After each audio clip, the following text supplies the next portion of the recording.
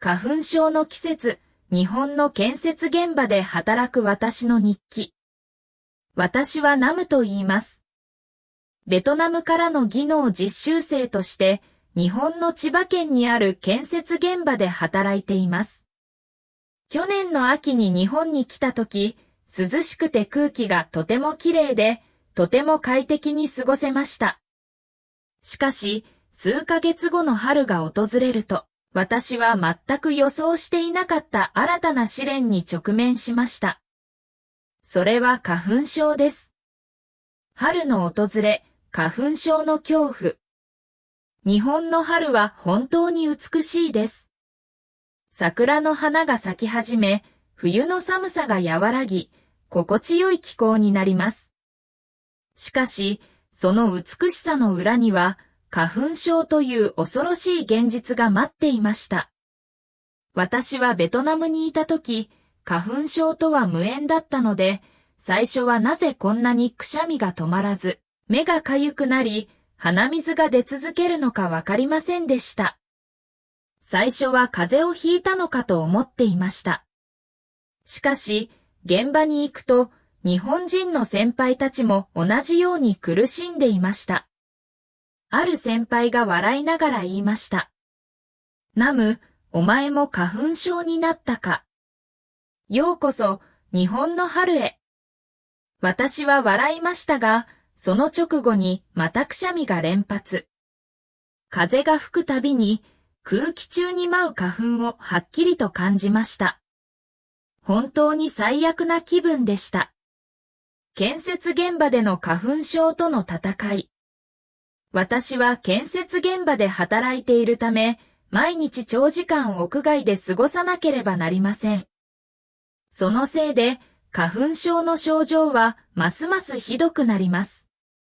マスクは必須ですが、花粉の量が多すぎて、それでも目のかゆみや鼻水は止まりません。朝起きた瞬間から鼻が詰まり、夜も寝苦しくてなかなか眠れません。現場に到着して少し動いただけで、くしゃみが止まらなくなります。ひどい日は、目が涙でいっぱいになり、視界がぼやけてしまうこともあります。重い資材を運んでいる最中、突然涙が出てきて、まるで泣いているかのような状態になることもありました。目をこすろうとしましたが、手袋はほこりや泥だらけ。それでも我慢できずにこすってしまい、さらに目がかゆくなり、痛みも感じました。鼻水はまるで蛇口をひねったかのように止まらず、何度吹いても次々と流れてきます。下を向いた瞬間に鼻水がポタポタと落ちるので、作業のたびに拭わなければなりません。風が強い日はまさに地獄です。杉の花粉が大量に飛び、どこを見ても黄色い粉が舞っています。作業着や手袋にもびっしりと花粉がつき、上着を軽く払うだけで細かい花粉が舞い上がるほどです。まるで花粉に囲まれて攻撃されているような気分になりました。花粉症への対策。仕事に支障が出ないように、私は花粉症対策を試みました。花粉対策用マスクの着用、花粉をブロックできる高機能マスクを購入しました。普通のマスクより少し息苦しいですが、少しでも症状が軽くなるなら仕方ありません。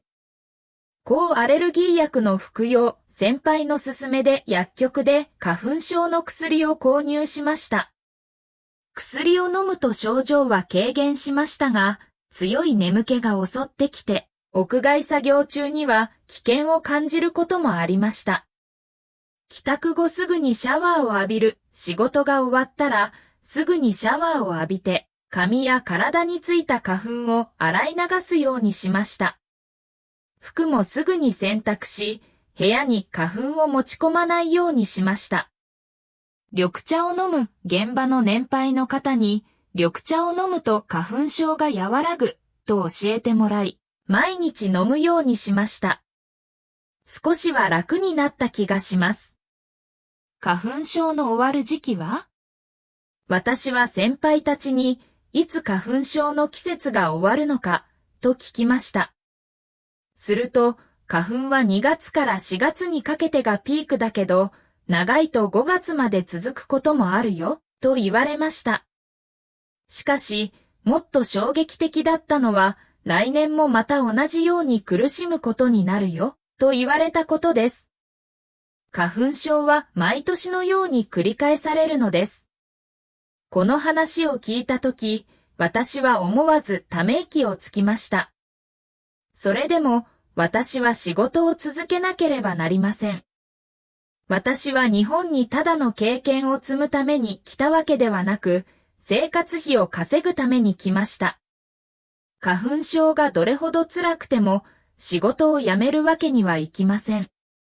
私はただ花粉の季節が一日でも早く終わることを願うばかりです。本当に花粉症が大嫌いだ。